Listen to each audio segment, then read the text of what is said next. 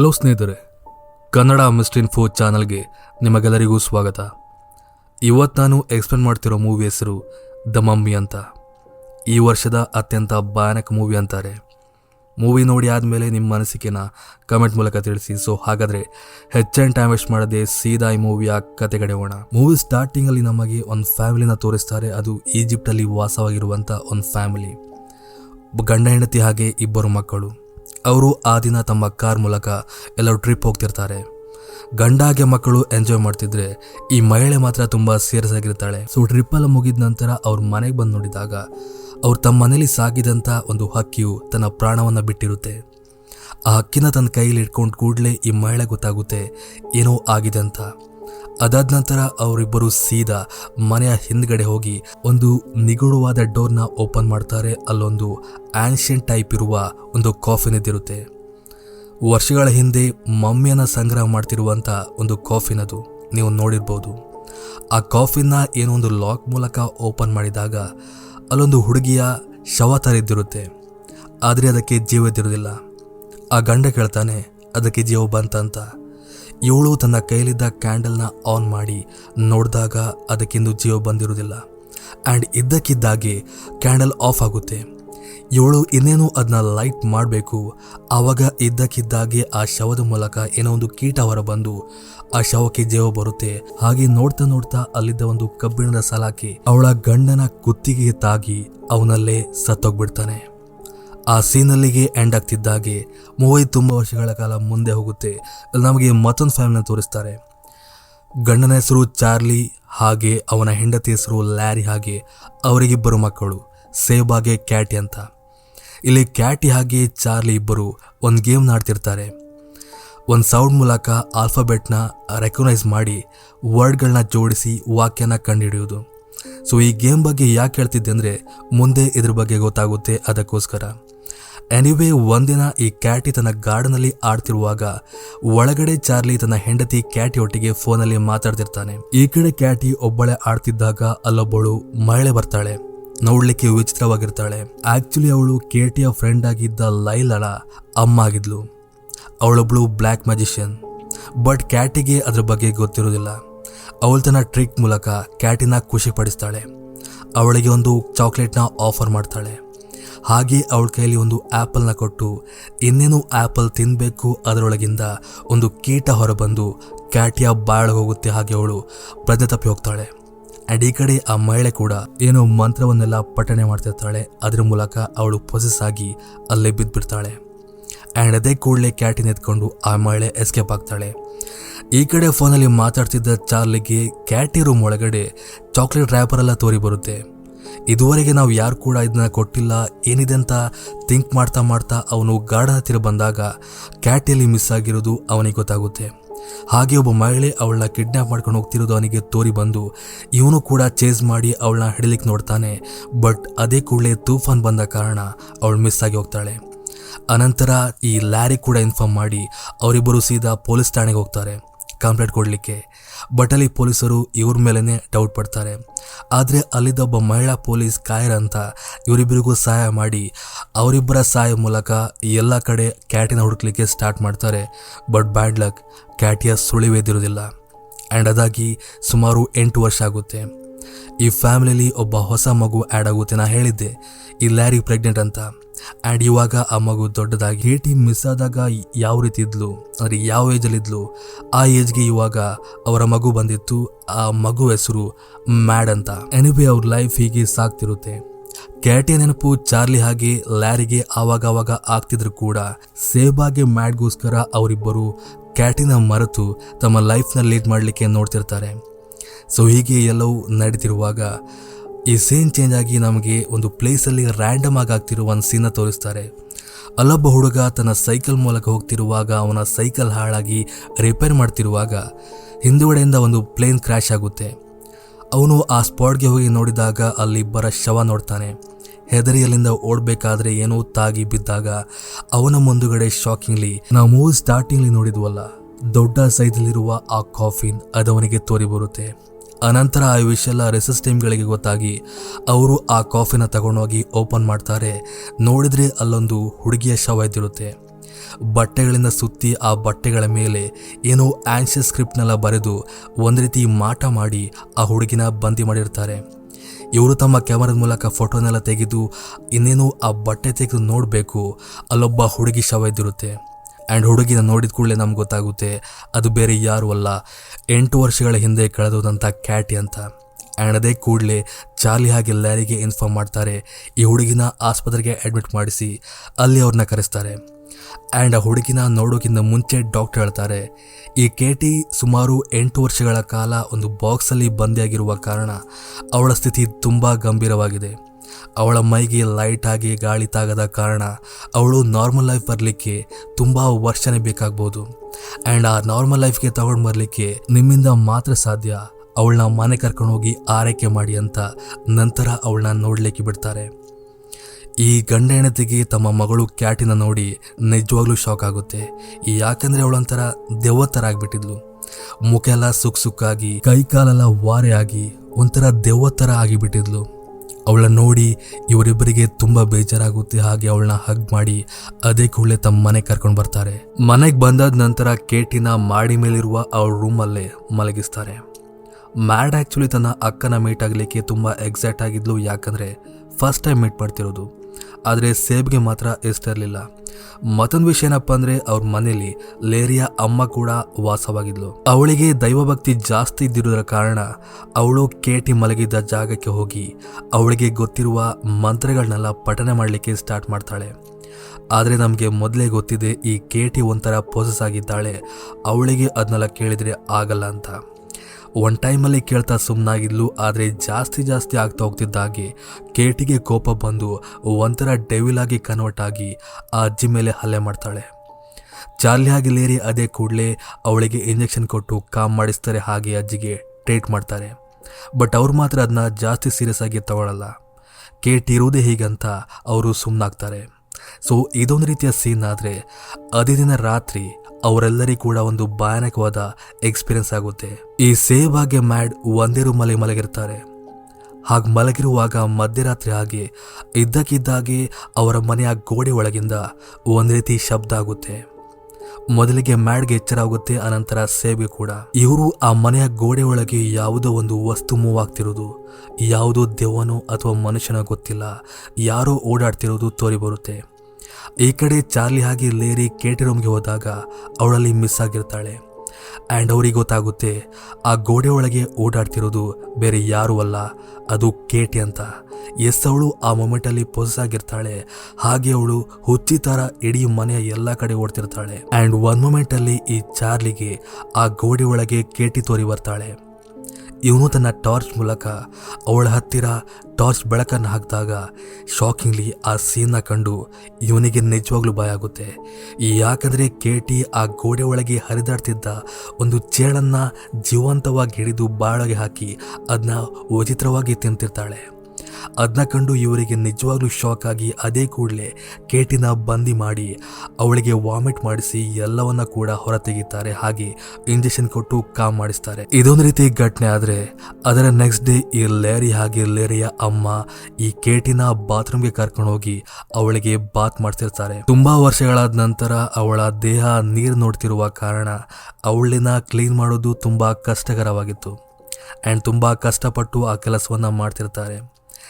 ಒಂದು ಮೊಮೆಂಟಲ್ಲಿ ಈ ಲ್ಯಾರಿ ಕೇಟಿಯ ಕಾಲಿನ ಉಗುರನ್ನು ತೆಗಿಬೇಕಂತ ತುಂಬ ಫೋರ್ಸ್ ಹಾಕಿ ಎಲ್ಲ ಮಾಡ್ತಿರ್ತಾಳೆ.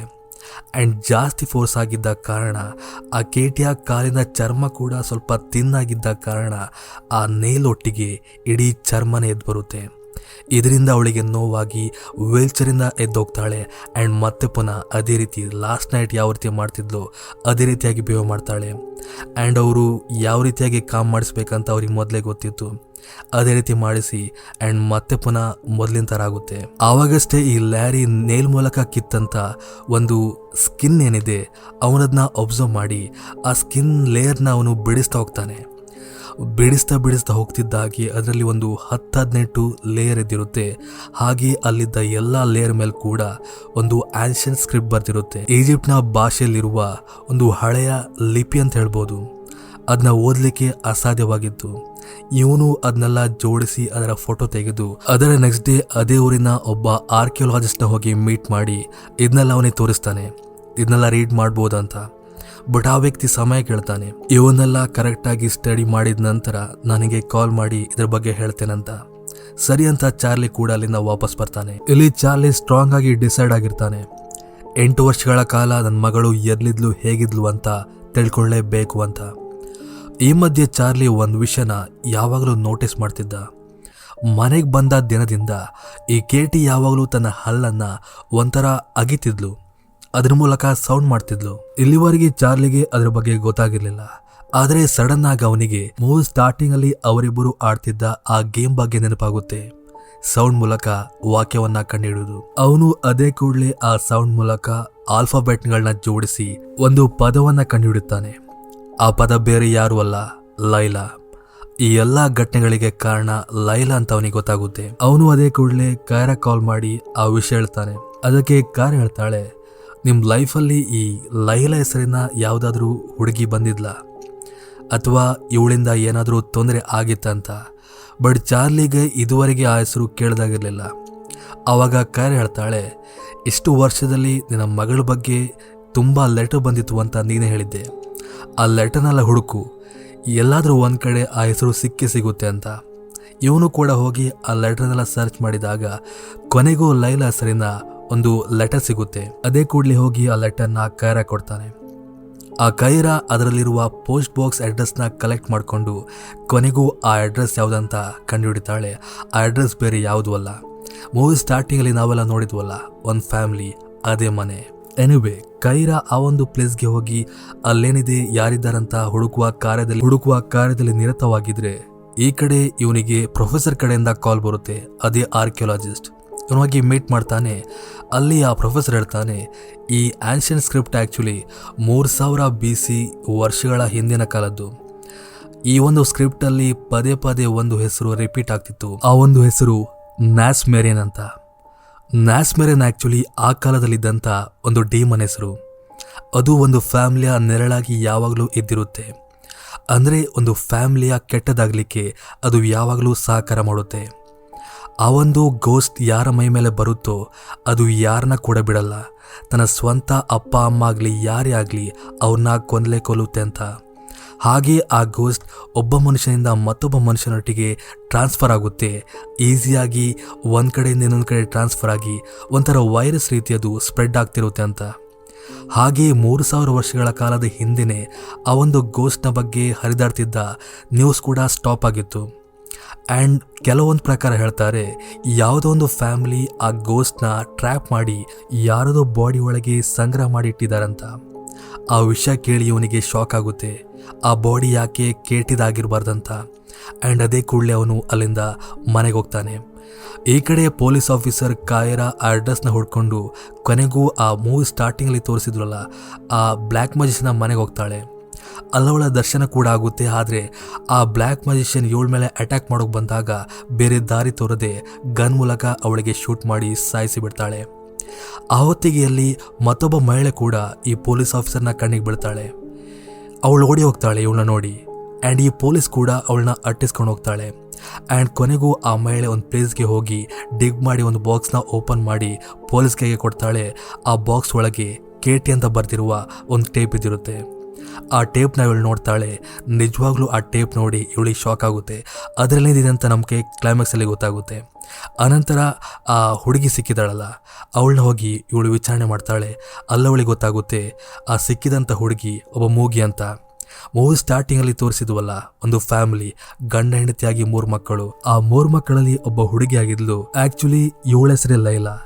ಕೇಟಿ ಮೂವಿ ಸ್ಟಾರ್ಟಿಂಗಲ್ಲಿ ಲೈಲಮ್ಮ ಹುಡುಗಿಯ ಗುರುತಿತ್ತು ಅಂತ ನಾನು ಹೇಳಿದ್ದೆ, ಅದೇ ಇವಳು. ಆದರೆ ಈ ಲೈಲಾಗೆ ತನ್ನ ಅಮ್ಮ ಮಾಡ್ತಿದ್ದ ಕಾರ್ಯ ಸ್ವಲ್ಪನೂ ಇಷ್ಟಿರಲಿಲ್ಲ.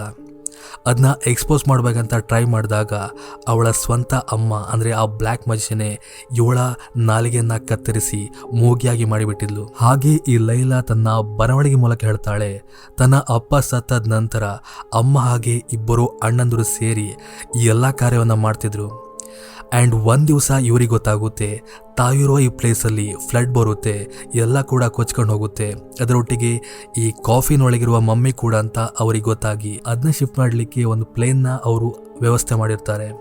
ಹಾಗೆ ಆ ಪ್ಲೇನ್ ಮೂಲಕ ಕಾಫಿನ ಶಿಫ್ಟ್ ಮಾಡ್ತಿರುವಾಗಲೇ ಪ್ಲೇನ್ ಕ್ರ್ಯಾಶ್ ಆಗಿದ್ದು ಆ ಒಂದು ಸೀನ್ನ ಸೈಕಲಲ್ಲಿ ಹೋಗ್ತಿದ್ದ ಆ ಹುಡುಗ ನೋಡಿದ್ದು. ಹಾಗೆ ಆ ಇಬ್ಬರು ಶವ ಬೇರೆ ಯಾರ್ದು ಅಲ್ಲ, ಈ ಲೈಲಳ ಅಣ್ಣಂದಿರೇ ಆಗಿದ್ರು. ಸೊ ಇಷ್ಟೆಲ್ಲ ವಿಷಯ ಗೊತ್ತಾದ ಮೇಲೆ ಪೊಲೀಸ್ ಆಫೀಸರ್ ಕೈರಾ ಹೇಗಾದ್ರೂ ಮಾಡಿ ಚಾರ್ಲಿಗೆ ಇದನ್ನೆಲ್ಲ ಹೇಳ್ಬೇಕಂತ ಅವನ ಮೊಬೈಲ್ಗೆ ಟ್ರೈ ಮಾಡ್ತಿರ್ತಾಳೆ. ಆದರೆ ಅವನ ಮೊಬೈಲೇ ಕಾಂಟ್ಯಾಕ್ಟ್ ಆಗ್ತಿರ್ಲಿಲ್ಲ. ಸೊ ಸೇನೆ ಕಡೆ ಶಿಫ್ಟ್ ಆದಾಗ ನಮಗೆ ಆ ರಾತ್ರಿ ನಡೆಯುವ ಒಂದು ಭಯಾನಕವಾದ ಸೀನ್ನ ತೋರಿಸ್ತಾರೆ. ಮಾಡ್ ಟಾಯ್ಲೆಟ್ಗೆ ಅಂತ ಹೋಗಿ ವಾಪಸ್ ಬರ್ತಿರುವಾಗ ಕೇಟಿ ರೂಮಿಂದ ಅವಳಿಗೆ ಒಂದು ವಾಯ್ಸ್ ಬರುತ್ತೆ. ಕೇಟಿ ಮಾತಾಡ್ತಿರೋದು. ಇವಳಿಗೆ ಶಾಕ್ ಆಗುತ್ತೆ, ಯಾಕಂದರೆ ಇಷ್ಟು ದಿನದಲ್ಲಿ ಕೇಟಿ ಯಾವತ್ತೂ ಮಾತಾಡ್ತಿರ್ಲಿಲ್ಲ. ಆವಾಗ ಕೇಟಿ ಹೇಳ್ತಾಳೆ, ನಾನು ಮಾತಾಡ್ತೇನೆ ಆ್ಯಕ್ಚುಲಿ, ನಾಳೆ ನಾವು ನನ್ನ ಅಪ್ಪಮ್ಮಂಗೆ ಸರ್ಪ್ರೈಸ್ ಕೊಡುವ, ಈಗ ಹತ್ತಿರ ಬಾ ಅಂತ ಡೋರ್ ಹತ್ತಿರ ಕರೆದು ಅವಳನ್ನ ಪೊಸೆಸ್ ಮಾಡಿಬಿಡ್ತಾಳೆ.